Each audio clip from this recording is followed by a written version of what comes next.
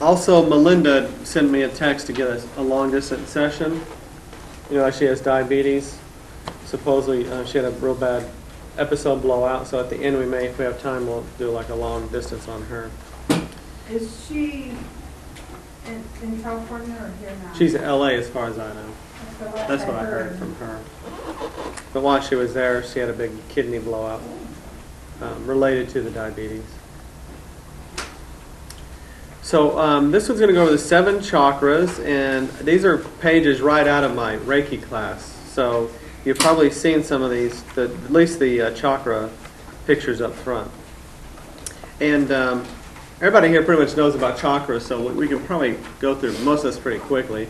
The only thing that I would add in general, besides the general chakra information, is that the heart is the harmonizer. It's the one that's in the middle of the male. Remember, and this is another aspect I like to throw into it, is the bottom 3 chakras are masculine and the upper 3 are feminine. So the first root chakra is about what? Survival, connection to Mother Earth, and it relates to what endocrine? Adrenals, right? And the adrenals sit on top of the kidneys, and the K1 meridian point is on the bottom of the foot. So again, it's like roots going into the earth, pulling energy, and so it has to do with survival. So men have mostly, they're in charge of helping things survive. So if it's a family, the man's supposed to be there to help survive, right? Help the whole family survive. Protect it. The second chakra is, what color is it? Orange. And what endocrines does it relate to? Yeah? Testes and ovaries. And even if you don't have, you know, sometimes people talk about different things being taken out. You still have the energy center even though the endocrine isn't there. And it has to do with, of course, creativity and sexuality. And that's another thing that men tend to be more focused on than females, the sexual act. And then we have the third chakra, which is yellow. It's in just below the lower rib cage. And it's associated with what? Pancreas. Stomach, pancreas, spleen. On like a mental, emotional, what does it relate to? Or energetic? Power. Personal power. Right. So men tend to be about surviving, sex, and power. And females can be geared, there can be a female geared more to the lower chakras too, because I know some females that are more masculine than some guys I know, more than me. I tend to have a pretty decent balance. And anytime you see guys and things like that, they are more balanced because they wouldn't be even halfway interested in this to show up. So the heart is the harmonizer. It's between. It's where the feminine chakras and the masculine chakras meet. So the throat chakra, its color is what? Blue. And it's related to what concepts? Communication, self-expression, the thyroid. So if you suck at expressing yourself, then your thyroid can tend to be out of whack. And expressing yourself isn't just talking about nothing. It's about really expressing what's going on, not just blah, blah. Because hypothyroidism is actually talking too much about nothing. So, and it's associated with communication. And what do females tend to do that men don't like to do? They talk more, right? Yeah, the masculine side is like, you talk too much. Please shut up. Usually it's not that relaxed. Then the third eye is what related to what? Pituitary. Intuition, and that's inner knowing. And females that's another thing strong with females, right, is their intuition. So mommy can be ironing clothes while talking on the cell phone and watching TV, and then all of a sudden she'll be like, spidey sense tingling, and then go in the other room and, find Billy about to, stick something in the electric socket, So the females needed that intuition back in the day when we had to survive in a different environment, and men needed those other 3 qualities of survival, creativity, and being forceful or powerful. Those things needed for men to do their part, and the females needed to be able to talk and communicate with one another, because they tend to be left, back in the tribal days, the females would be left together, and their communication was important, and their intuition was important. And the crown chakra is another chakra associated with females, and it is associated with spirituality and God connection. And it's not just like a direct plug-in. It's about being able to, since God is everywhere, it's about being able to see and understand how things work together. That's the real concept to me of the crown chakra. So females tend to be able to see lots of different things and how they work together. Men tend to be, chair, that's everything. So, so the feminine quality helps the mind expand. You also have centers on the front of the body and the back of the body, and that's just another balancing component to it. The front of the body tends to be more emotional, and the back of the body is more related to will. So the front of the body is more feminine chakra related, and the back is more masculine. So if you curl up in a ball, everything that's inside the ball is usually related to feminine. Everything outside the ball is masculine. And it's designed that way because the masculine is supposed to protect the feminine. Because the feminine carries the most important thing, which is the seed of life. And all life would end if that seed wasn't protected. These little pictures, the one on the right, the little Jesus picture, you see that little halo? And the halo represents that crown chakra. Spiritual people are supposed to have a really open crown chakra. Even though it's a feminine-based chakra, just from what you hear and read about Jesus, he was, really in touch with his feminine nature, his feminine energy. So people that really have got a spiritual energy and they're really plugged into God, so to speak, people can almost see that energy around their head because it's open wider. So the different chakras are like little vortexes of energy, and they can be closed down or open up based on what's going on there. So like during puberty, the second chakra really opens up wide to let all this new flow of energy come in. And men especially, they're kind of expansion and they're like, horny, so to speak. And sometimes that never shrinks back down and balances out with the rest of the chakras. So they go through life being a little too excessively second chakra. So different time frames in life, those chakras will be open and closed. And they're changing all the time. So if you're in a situation where you feel like you can't speak up, your throat chakra will shrink down in those environments around those people. And let's say somebody makes you angry, maybe your solar plexus gets larger. So it's always fluctuating. You could almost say it's like, you can almost say it's just like this, okay? So let's say this had 7 holes, it's really 6 holes, but it's a flute. Say that God energy comes in here, right? And it makes a certain sound. So different chakras being open and closed at different times have different frequencies. So at any given moment, you're like attuned or playing a certain frequency. So Tracy has a certain frequency, and then Pam, when they come together, there's a harmonic, or there's a discord. The discord is like, I don't like being around that person because there's something about your harmony and their harmony doesn't match. Does that make sense? So it's basically like these little holes are open or closed a little bit more, and it changes the sound and frequency that's emanating from you. Is recording by any chance? Yeah.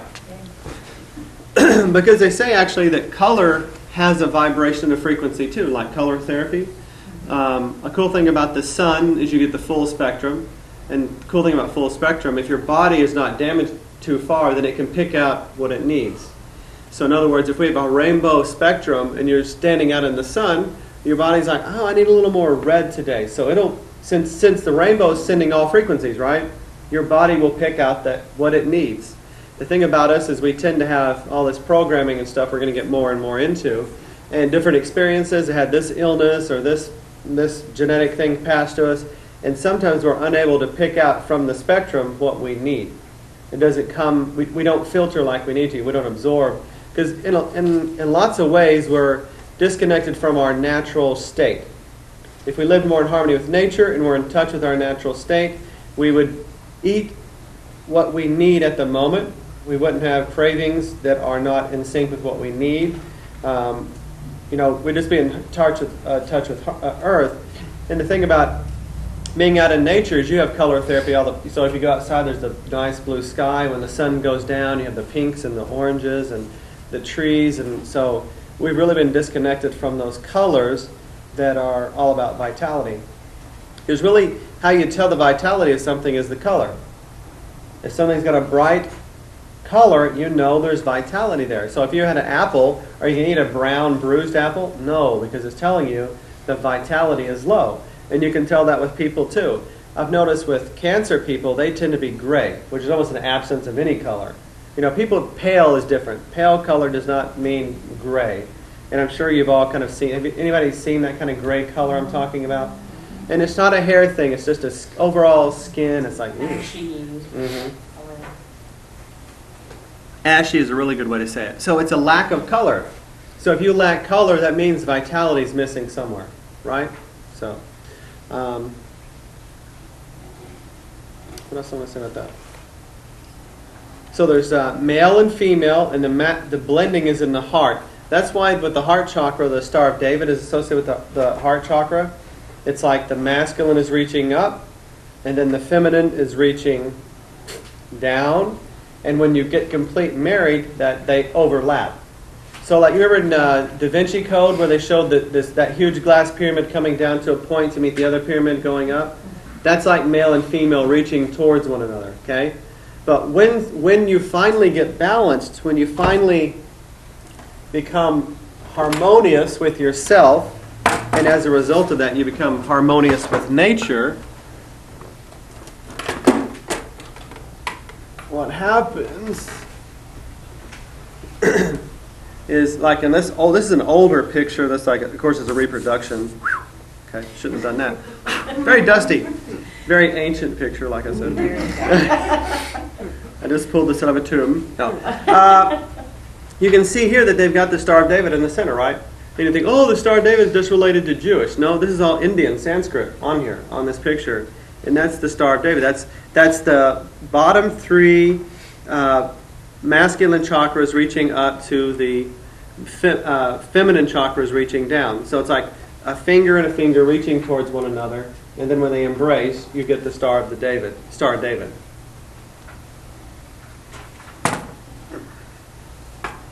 And, oops.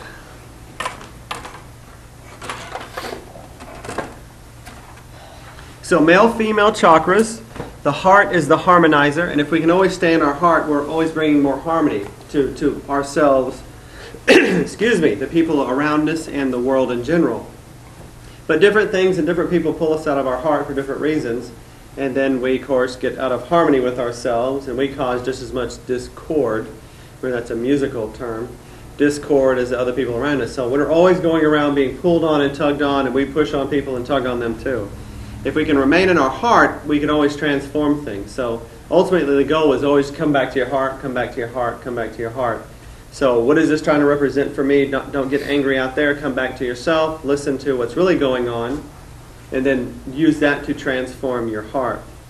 Because, and I heard this recently on some video I watched on the Facebook I really liked. And it said, like being a true shaman or a true self-mastery is about watching or monitoring all the things that you think, say, and do. That's my paraphrasing. So mastery is about before you say something, before you do something, be aware of what that is. We tend to just do things real blindly and quickly. Somebody says something, we react, like a jerk knee reaction. But that's not self-mastery. That's letting somebody else control us. Self-mastery is, I'm going to change how I'm reacting to this right now in the moment. And to me, that's what it's about, is self-mastery. So all these experiences we have are bringing back us to be aware of our energy and what it does and control it. So self-mastery is about mastering the self, nothing outside.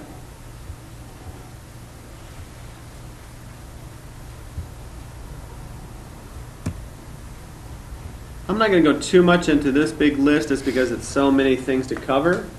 But it's a nice one to refer to if you feel like you're blocked in a particular chakra. And here it shows on the far left, this is page 28. It shows on the far left that the yin, remember that's feminine, those top three are yin. 4 is a yin and yang, so you can also say that not only does the Star of David represent the heart, but the yin and the yang represents the heart too. It's the blending of male-female. It shows you the different elements. And basically the cool thing about this is that the elements are actually how we should create. And how we should create is we have a thought, okay? Then we give visuals to the thought, which would be light. Visuals come from light, right? Being able to see. And then from light, we're able to speak about it or give words to it, describe it. Then we begin to breathe energy into it. We put our passion into it. We put deeper emotions into it. And finally, it's the earth chakra, so it's like from the top down. And it's like a I kind of see it actually going both ways. I'll go over that in a second. But you could say that it goes from top down, because all our thoughts are always creating something. And if you want to create something or make it physical and manifest, which means the earth chakra, you just have to keep focusing on it, and not let anything distract you from that focus. So that's an easy way to think about creation. It goes thought, light. Light gives it visual. So if you're thinking something, all of a sudden, right, you don't just think words, right? You think in visuals. Well, then those visuals you start giving words to. Like I know in my head I can be thinking something and I can be complaining or praising something just based on what I'm visualizing. Doesn't have anything to do with reality, right? So I'm giving words to it, whether they're verbal or non-verbal. And the more energy I breathe into it, the more it's going to start showing up in the physical world. The colors, we already know those, pretty much violet, indigo, purple. People tend to think the colors or view them in a slightly different way. It's whatever, to me, the most confusing are the upper two chakras. Since they're so connected, you get lots of different stories. Some people will say that violet is the sixth chakra.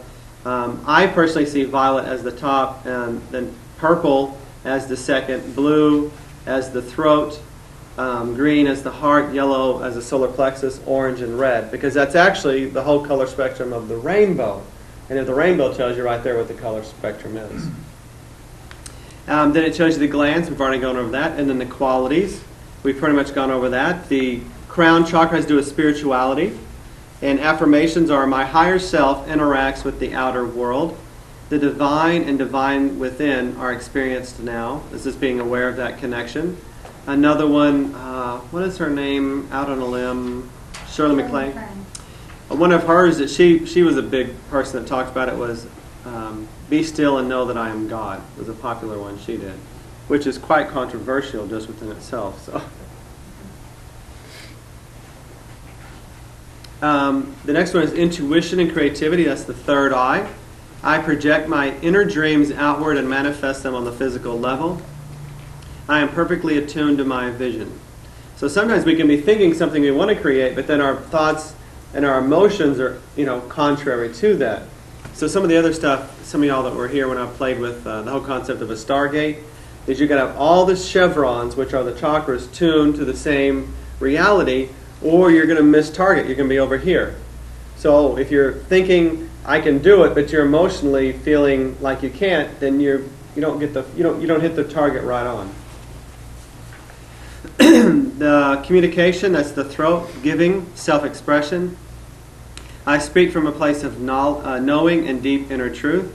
I communicate clearly and effectively. That's a huge one, because sometimes what happens when people are actually really pushy or bully with their voice, what they're really trying to do is have the feeling that they're being heard. If you really have confidence that what you're saying is being heard, you don't have to be pushy. You just say it. Another thing is it's safe for me to express my truth. The heart has to do with harmony and love. I'm in touch with joy. I love myself and experience a strong immune system. Remember, the thymus, which is in charge of the immune system, is right there at the heart. I breathe love into my heart and out to others. I recognize and accept my own specialness. The solar plexus, which is such a big one here, and I think especially on this planet, let's say that there's different playgrounds to play in and learn. Here on Earth, our biggest color spectrum, or the biggest thing that we see all the time, is the sun. And the sun is yellow, right? And everybody that I know of, has personal boundary issues, which, of course relate to speaking up for yourself and things like that, especially in this group.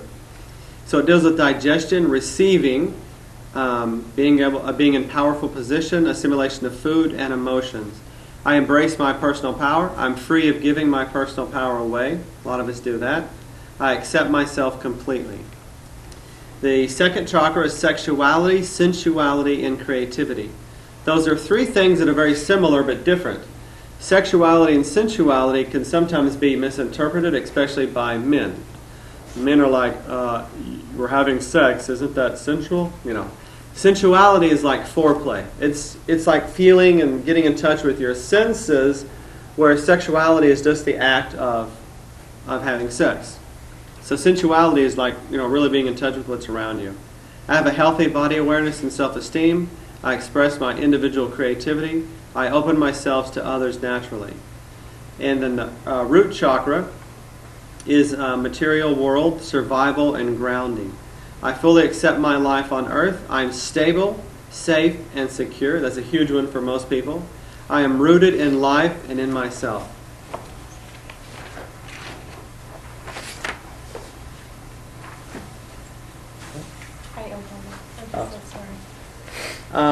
The next two pages, you might want to put side by side for a second.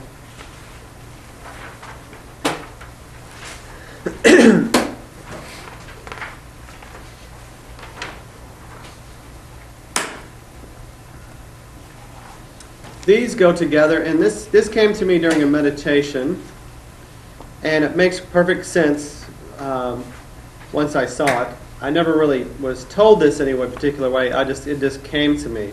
And you have to decide whether it makes sense to you or not. But it goes a little bit further than what I explained before about the upper chakras and lower chakras meeting in the heart, or going from thought to visual to sound to breath to fire to emotions to earth. Actually, remember the male and female are pointing towards each other, right? That means they're both reaching towards one another. So thought, the visual, and the sound, the word, is feminine. Masculine is earth energy, the physical realm, emotions, and a forcefulness, a pressure or a push into reality. And men are like that. They're pretty intense. Not that females can't be intense, but it's a different type of intensity. Men can be more physical. So you can think about reality creating as going from both directions. And this poem came to me, I don't know if it's a poem, but this free verse came to me in a response to that. So how it is if you want, you can actually play with this. It's like a qigong if you want to create something. It's like you're reaching up to Father Sky, okay, and Father Sky is giving you energy, and you're reaching down to Mother Earth at the exact same time. So I reach up to Father Sky and down to Mother Earth, and I pull them towards me, okay? So here they are up here, now I'm pulling God down to me and Mother Earth energy up to me. So my Father gives me the power to think, the power of thought, okay? That's that crown chakra. And then my Mother gives me the power of structure. So what does that mean about thought? Is you need the feminine principle of Mother Earth to be able to structure thought, or it's all over the place. And you can't manifest if you think about this, you think about this, you think about this, you think about this, and then all you do is you're spewing all your energy everywhere. So you've got to have the structure to focus your thought, and then you bring them closer into you. The Father gives you the ability to see. So now you take the thought and the structure thought and you give it a visual. And then with the visual, since the second chakra is part of that too, they're yin and yang of one another, you need to add the emotions into the visual. So if you're trying to create something and you're just watching it like you're watching, there's no emotions there, you're not putting yourself into the visual and you're not giving it a lot of power, okay? From there, you bring it down into the throat and you bring it up into the solar plexus. So now you start giving words to what you want to create. So you had a thought, you structured your thought, you started visualizing, and you put emotions. Now you start putting words to it. Maybe in an affirmation like this will come to pass, or you're visualizing yourself being a wealthy person. You're saying that out loud, and then the solar plexus is about pushing energy into that. So it's a more forceful thing. So it's pushing your will about that particular thing, and then you bring it into the heart, and then the heart sends it out to be.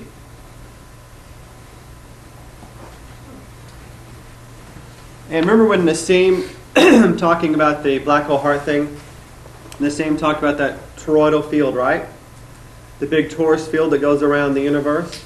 And in our universe, right, or most universes have like that disc shape at the center, and then it gets thinner and thinner, right? And that's at the center. Well, that's what's happening in our heart. So our heart is that singularity point where everything is spinning out from. But you got to give the right information to it to spin out what you want to get back what you want. Does that make sense? Excuse me. We tend to be sending out mixed signals all the time, and we're always going to get a mixed bag of what we get back. We got to get all our centers mixed together. Does that make sense? Yes. Reminds me of The Secret.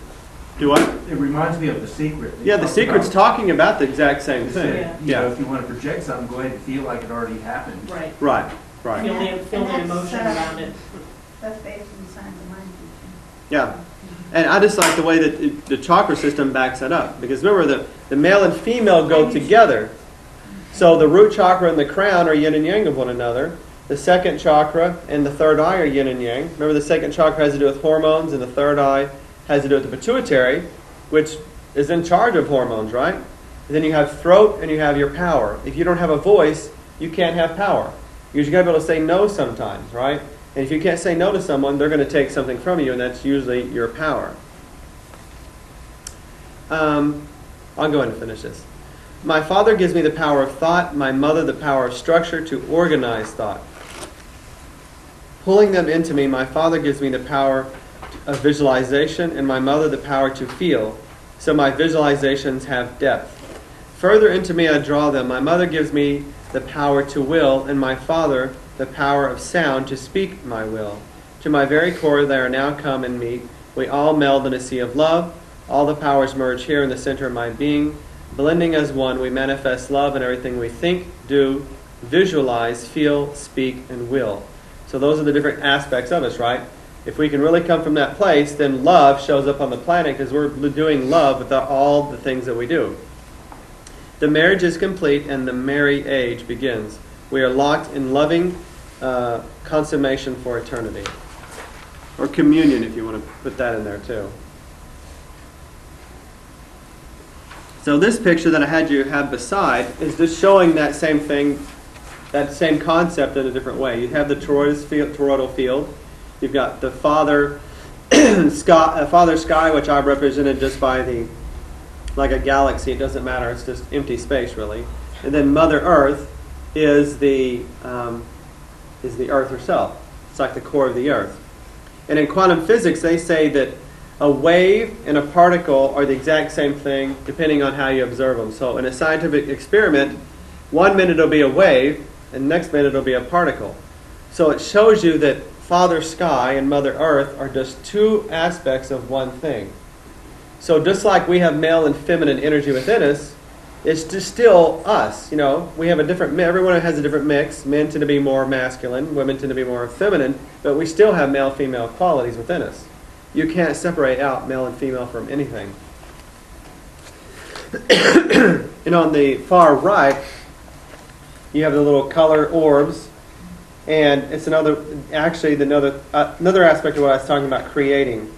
So thought is basically pure raw energy, and if you don't focus it, it's like a magnifying glass. All the sun energy is coming in, but you can't like burn or etch something unless you focus it like with a magnifying glass. You know what I mean? So raw, pure energy, thoughts that come to us all the time, you know, and thank God for this, because if all the thoughts we had manifested like that, you know, the world would probably be pretty damn dangerous for the most part, right? If you're driving along and if you get mad at somebody, their car blows up. Ooh, sorry about that. You know, but it would be happening if everybody's doing it. It'd be happening everywhere. It wouldn't take very long for it all to fall apart. So the whole thing about thoughts is this pure raw energy. We have to focus them down with our visuals, with our emotions, and our focus. That's what does it, and our intent. And another way to think about it, if you're going up from the bottom, you know, if you want to make like a qigong out of it, you can imagine that you're picking up like this thick energy from the earth, right? Like pulling this, you can feel it, pulling this earth energy into the root chakra, and then I pull it up into the second chakra. What emotion is there? What element? Mm-hmm. What's emotions related to? Water. Okay, so if I mix earth and water together, what do I get? Mud or clay. and then I can form it into what I want to. I pull it up into my third chakra, which is what? What element there? Fire. Fire. So if I take earth, I take water, I form my vessel, and then I fire it, I've actually got a very solid, real thing, right?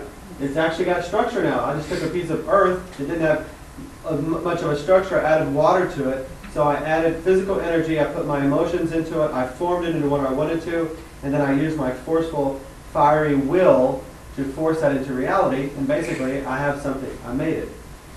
So that's another way of thinking how we create. Exactly. They're together, to me, they go together better. In other words, you can't just go, because if you're going to make something, right? Okay, if I'm just going to pull up earth energy and mix water, am I going to get anywhere?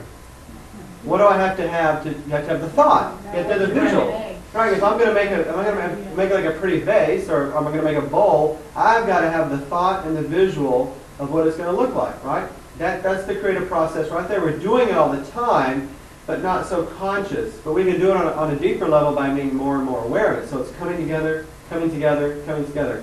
And that doesn't go for just making something physical. It's about relationships too. Like, how are you manifesting those? How do you need to change your focus? Is your visual off course with what you really want, or is your emotions off course? Then you got to keep aligning those things so that stargate would be open, so it just comes into being.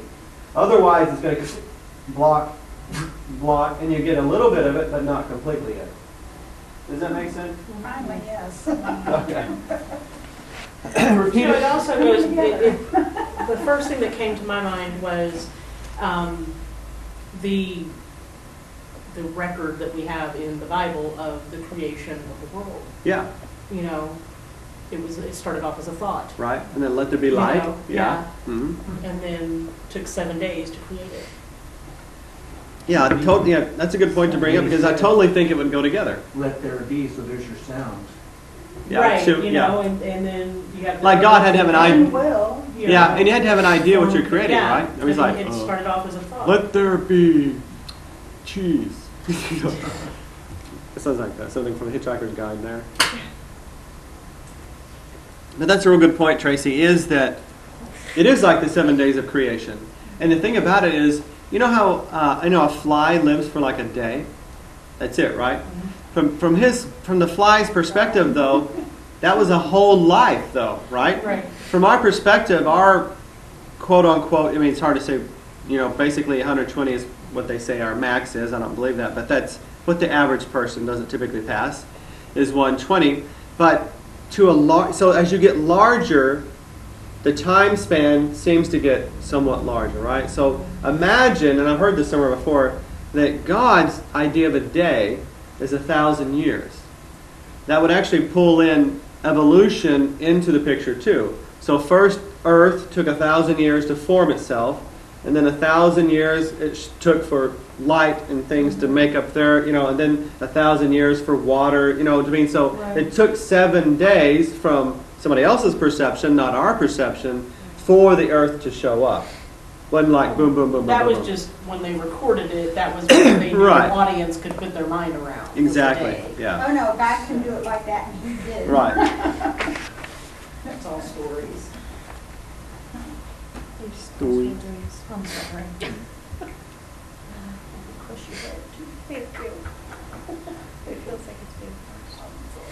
Any questions on the chakra system? If you think about it that way, it helps you manifest, because it's like, okay, if I'm trying to create this, if you look at the whole picture, if I'm trying to create this, are my emotions out of sync with it? If I'm affirming inside with my voice, and whether you do it inside or outside, it doesn't necessarily matter. Sometimes it is more powerful to say it out loud, especially to somebody else. But if I'm affirming that, but in my mind I'm doubting, I have doubtful thoughts mixed in with what I really want to create.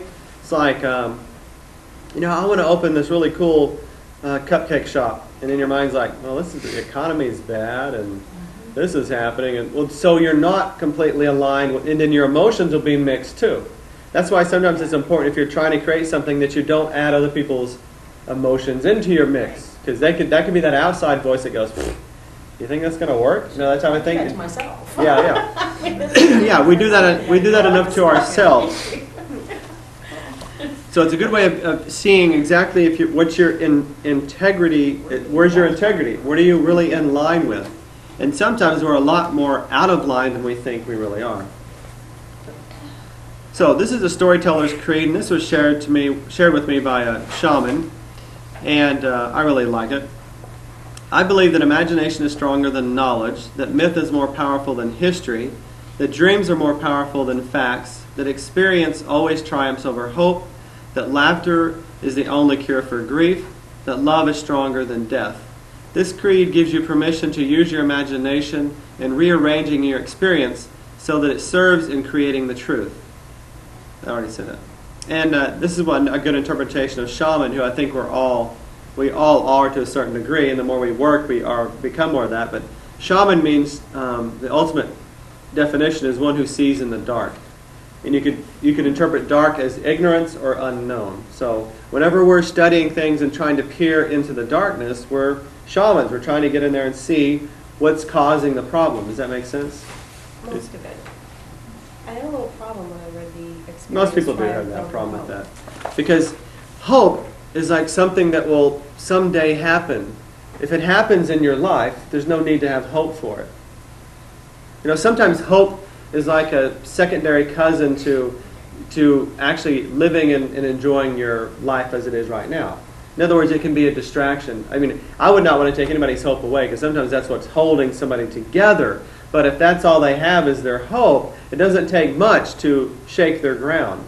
If they can start experiencing and knowing that they're creating their life, then they can start getting more experience rather than hopefulness. Because hoping is almost like, like, how would I say it? I hope, if you use the word in a sentence, I hope I get $1 million.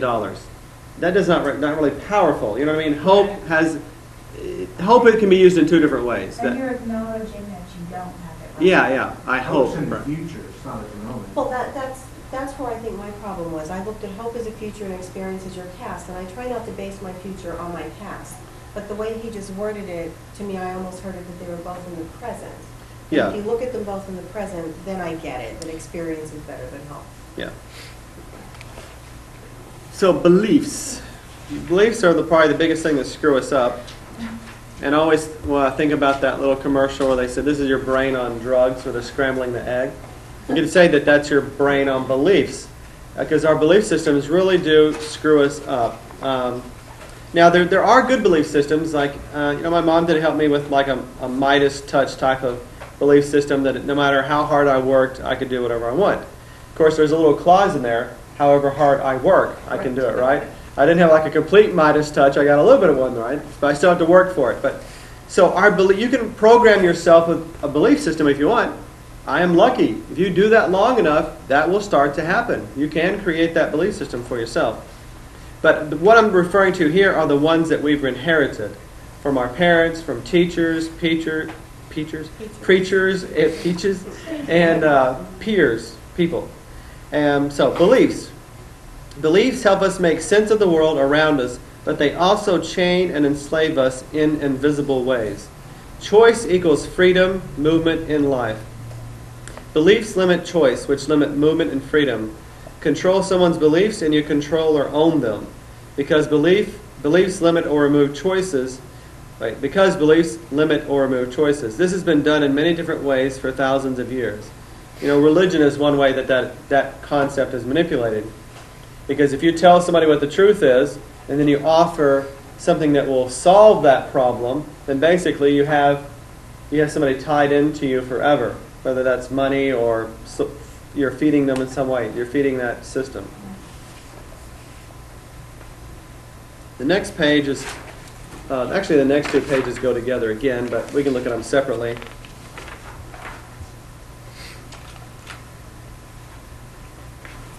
You can imagine that these two sites are like the upper chakras and the lower chakras.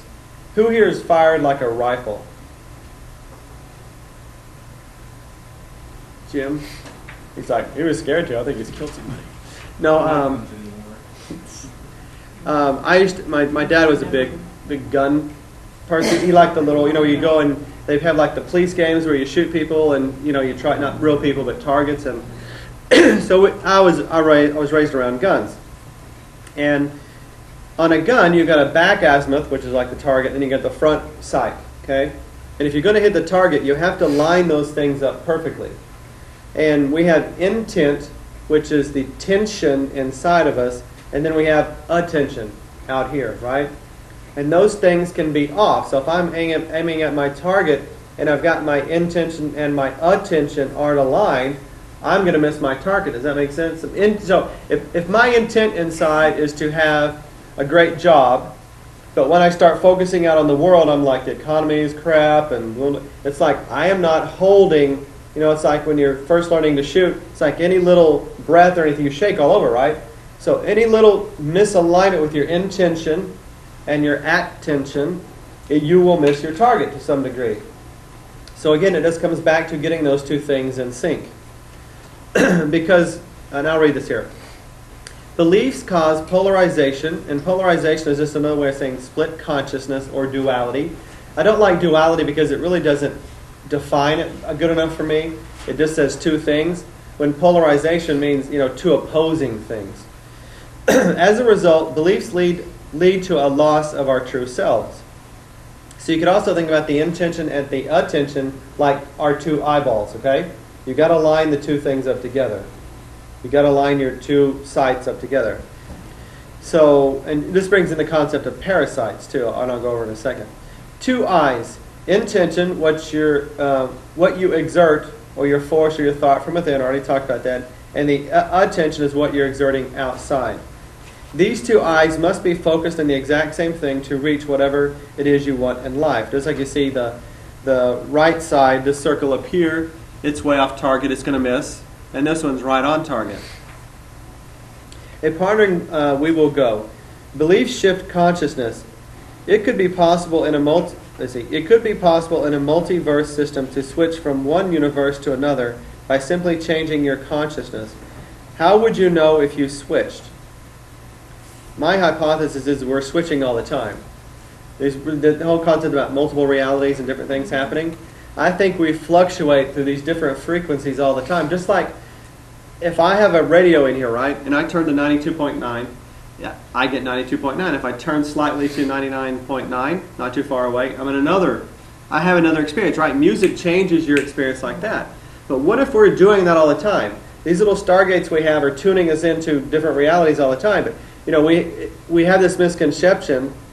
I think that maybe not we, but the general consensus is like, when the shift happens, it's like a huge thing. Like in that TV show or the movie itself, Stargate, where they would line things up and then be this huge tunnel. We think it's going to be really dramatic like that, right? No, but if you change your consciousness, the reality changes around you.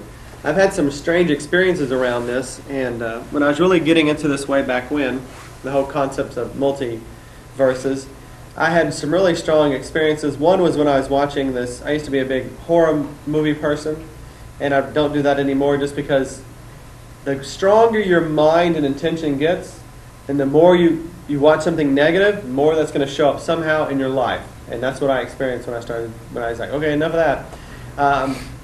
Another experience is we had this hot tub that we don't use anymore just because it's a pain, all the chemicals and stuff. But there was one night that I was twisted about something, upset about something, and I was in a way, and I got into it, and I was like, why is the hot tub so small? And I thought it was just me. I didn't say that out loud, right? I was like, this is like the hot tub is small or something. What the heck is that? What's going on? And then Laurie said afterwards, she didn't say anything during that because we were kind of... So after that, she's like, it was so weird yesterday. It's like you were too big in the hot tub. Whoa. Something happened there. And have you ever noticed sometimes when you feel really tall, like you're looking down on stuff, and sometimes you'll feel small? To me, we're going in and out of these different realities, but they're not huge differences. It's like, get my little slinky friend here. So here's the toroidal field, right? There's the little inside. This is your holy grail. But we tend to think it's going to be a huge shift. But if we're feeling a certain way and it tunes us to a certain station, so imagine that this circle is the radio station put into a dial. Okay, 92.9 to 93.4 is not very far. You know what I mean? So it's like, boom, you'll think, okay, nothing changed. The sky is still blue. I still have one sun. Still have, it's not going to be like I went to planet whatever. But something has changed. Something has changed. And the more we can stay in the positive rift, then we start seeing that show up everywhere. Not just in our lives, but eventually it starts showing up in the media, starts showing up in the religion, and in the government.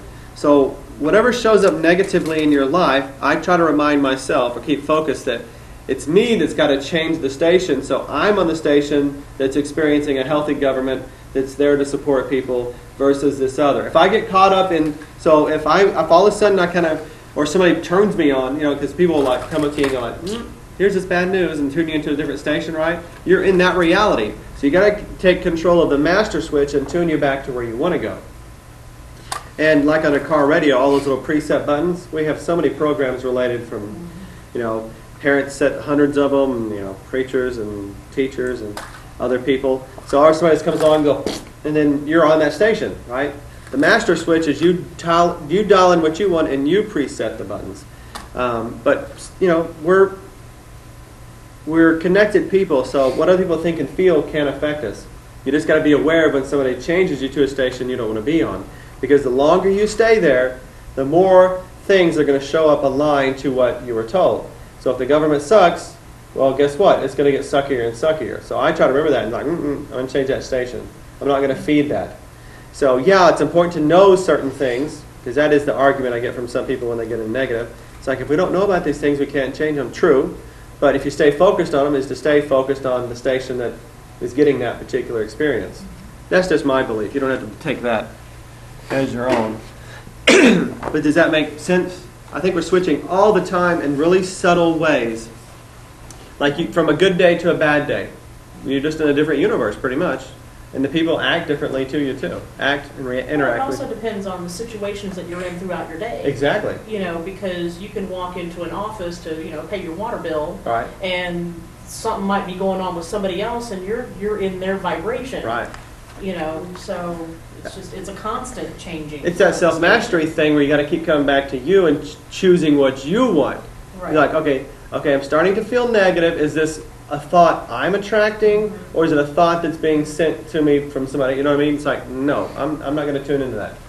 Well, the argument that if we don't know it, right, we can't change it. I'm wondering, is that really true?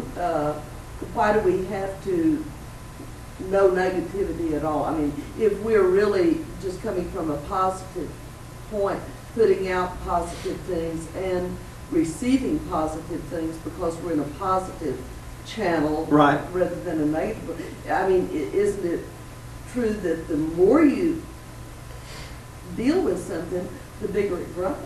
To me, yeah. But each person has to come to their own conclusion around that. Like most of the, like Buddhas and Jesus, which I think was just another Buddha, basically. The Dalai Lama is another example. These are people that really focused on keeping their mindset a certain way. And I heard this said by a teacher one time. It's like, if you're just going by, you don't want to just try to go by thinking positive. It's like you want to kind of embody a positiveness. Because the more you do that, the less somebody else saying will come along and throw you off track. Because if you're thinking positive, and you're waking up whistling and you go to that store that Tracy was talking about, you're paying your water bill, and there's a big argument in the office, and the lady that comes and waits on you doesn't mean to, but she's not conscious of what she's doing, and then she kind of spews her negativity on you, and now you're a little irritated, and you go on and you do that to your coworker, and then your spouse, you know what I mean? We change stations like that all the time. Somebody comes on, change the station, and wind up, we're all on the screwed up station. But if you do stay focused on positive or just being aware of where you are, to me, that is more beneficial. So, do you need to know the negative? I don't know. I'm split there sometimes. Sometimes I feel like, if you know what the problem is, then you can focus on the solution. Mm-hmm. So even if something negative comes up, then you go, okay.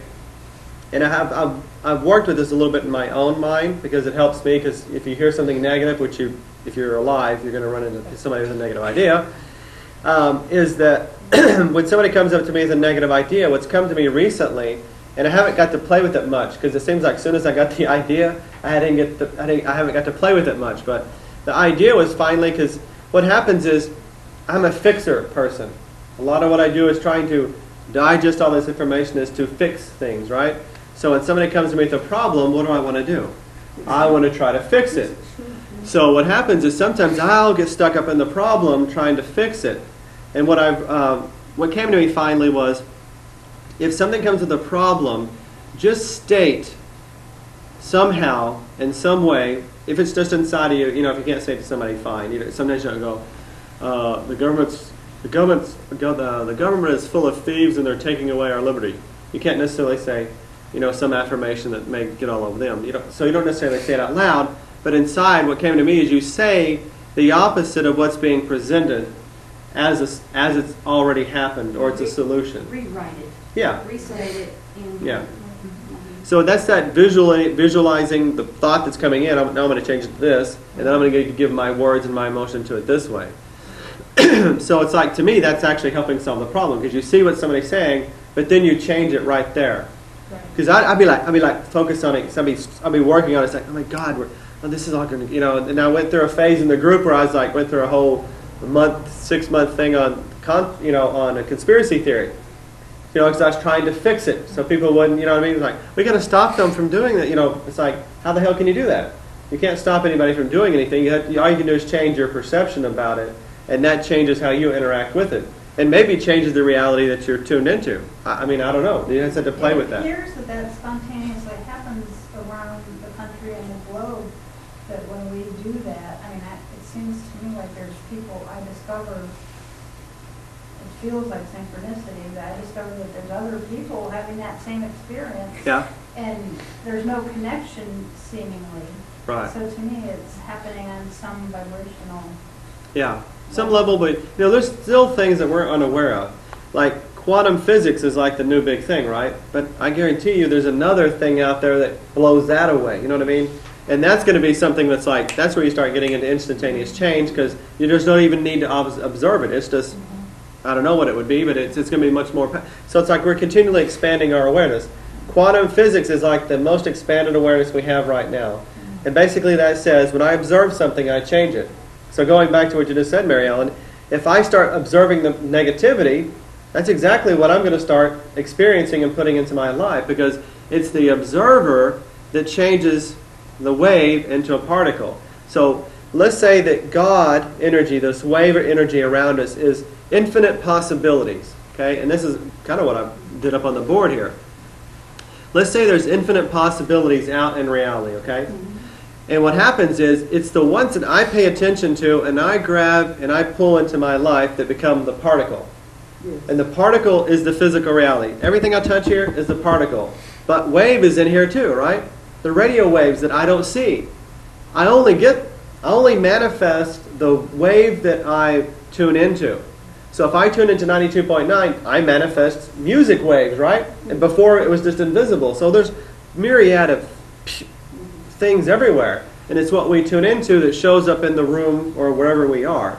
So yeah, it really pays to not put too much attention or stay focused on one station that you don't like. If you don't like country music, for God's sakes, don't stay on there.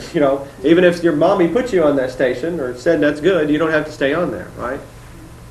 I was taught somewhere along the line that if the problem is darkness, you don't need to research darkness, study darkness, measure darkness, you bring in the light. Right. Just be aware of it. It's like physics, right? And I'm bad at this because I'm a big digester and breaker down. And of course it helps me give me this information, and somehow I feel like it helps. So maybe it just helps the people that are mental cuckoos like me. So here's this cup, right? And I could study the metal in it and the cup and how it was made, the physics of it. Or I could simply just take a drink. You know what I mean? It's like sometimes we can make it too difficult instead of just doing it, right? So I've spent a lifetime of doing understanding it to the point where I can, I got to take a drink. Why did I waste years doing it? So when it starts to feel too heavy, that's when it's time to back out. And the thing about it is there's tons of different paths. And just back to Buddhism, there's the feminine path, which has to do with the physical body. Yoga, qigong, things like that were called the feminine path, because by doing those, you could have union with God. That's what yoga was, is called yoke. It's like you yoke yourself to God. The other masculine path was the monk who was meditating and focusing and quieting their mind, right? And studying this and doing like a cone. You know what a cone is? Like if a tree falls in the forest, does it make a sound? Those type of things. There are things to make you go beyond your thinking. And different people have different traits. So if you tend to be the mental thinker, you've got to go through the process of breaking the thinking down to where you can let it go finally. And then the physical body does the exact same thing. You'll reach finally in the same place. But you got to take the path that speaks to you, because everybody's different.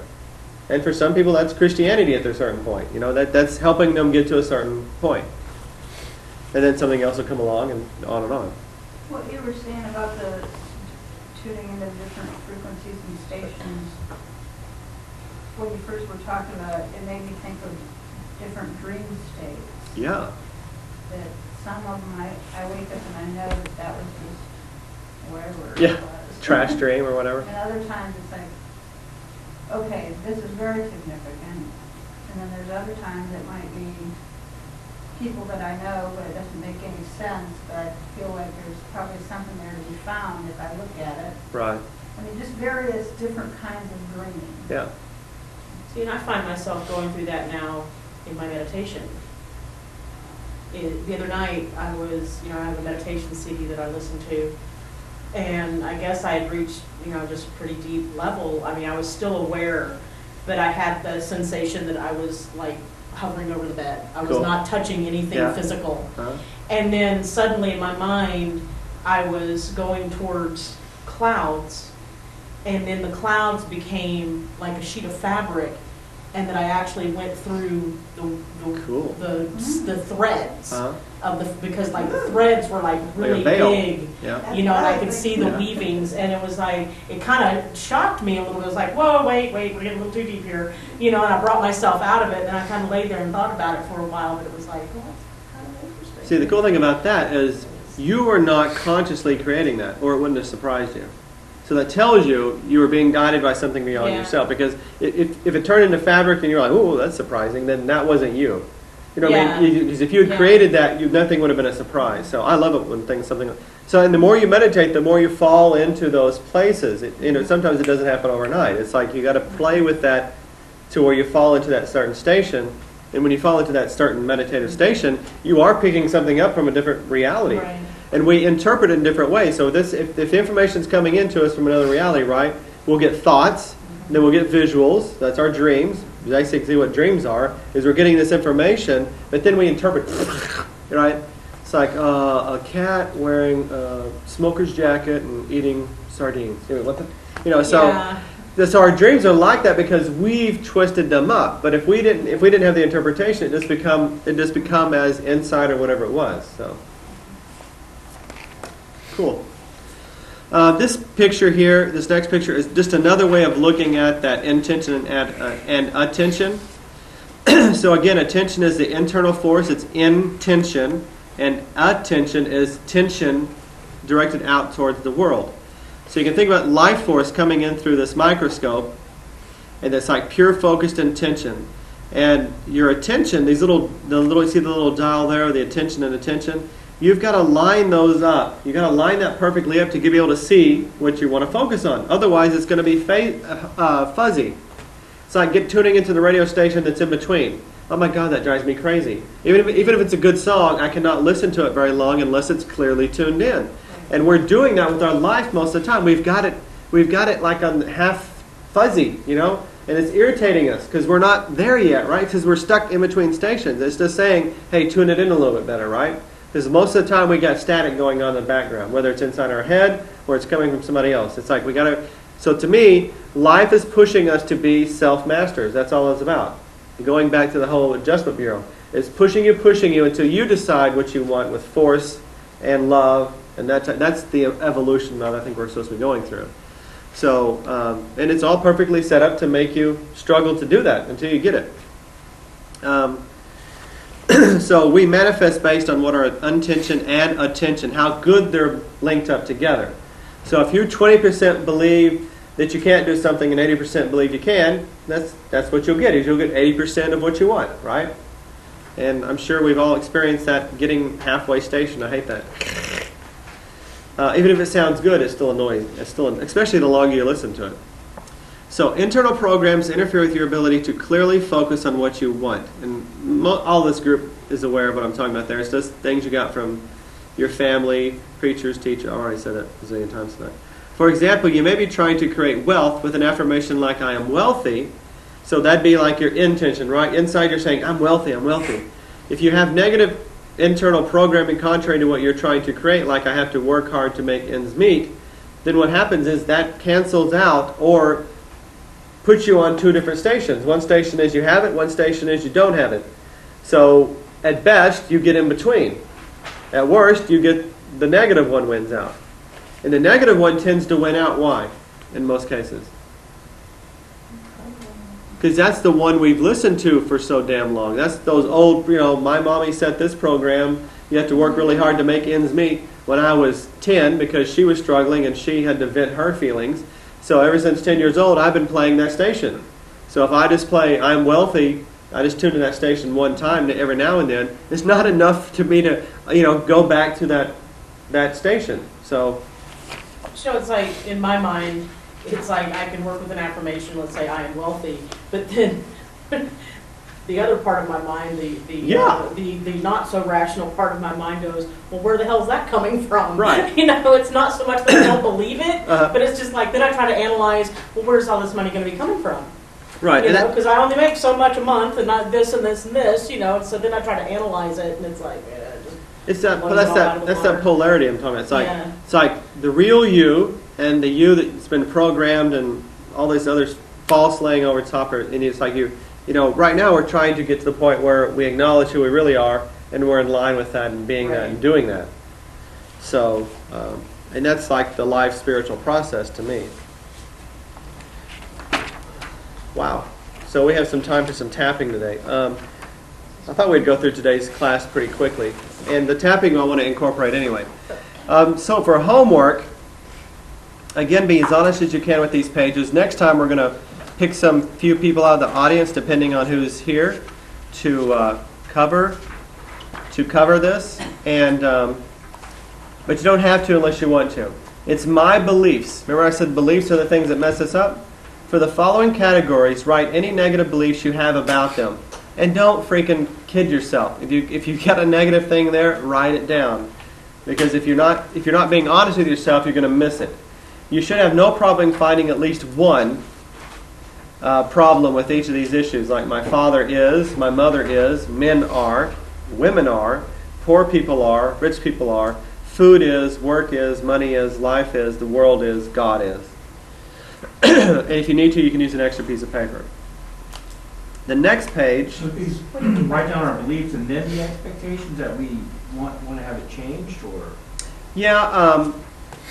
How I meant that is write down your beliefs about the person and the negative expectations you have typically related to that person. So the first one's negative?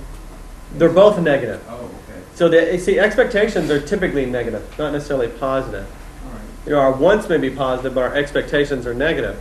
I want $1 million, but I expect that I won't get it. That's the split there. So my father is self-centered. Okay, that's a belief system. My father is self-centered. An expectation is my father's never there when I need him. That's an expectation. Can you see the difference? My father is, and my father is never there for me. It's like that's the expectation, is he'll never be there. And he never will be there with that particular, not all the time, with that expectation. And try to do that with everything there. The next page is 5 elements in consciousness. Remember, and here we're going to tie in the elements. And below you make a list of the things that make you sad with the fire element. The earth element is you're making a list of the things that you worry about. That's a big one for me. The metal and air is make a list of things you feel like you need to control. And again, be honest. Water is make a list of all the things that you're afraid of. And wood, list all the things that make you irritated, angry, and pissed off. Like when people, Might need an extra page for that one. yeah, that's a big one. Like one thing that used to really bother me to the point of like almost road rage is when I'm driving long distances like Dallas and I'm driving along, the left lane is for passing vehicles, not tra la la la la la la. You know, when I'm trying to get, you know, you ever done it before? Like there's a huge semi and a small car pulls out and then they're like going slower or at the same speed as a semi. It's like, you're in my way. You could just simply speed up and go. So one of my pet peeves, irritates me, is left lane, passing lane, not troll along. So whatever irritates See, you. I travel in the left lane, but I drive really fast. Yeah, it doesn't matter. If you're going fast, let's talk about those people that pull out in front of you and you're traveling along and then they go. Sit there. It's taking this long to pass, whatever. Yeah. You have to use your self-mastery there. One thing, you know, Don't run when them we're off the driving road. to Missouri, when you leave Texas, the shoulder is no longer a lane. Yeah. And they have signs, do not drive on the shoulder of the road. You're like, but it's a lane. I should be able to drive over there. So let's do some tapping and I'll turn this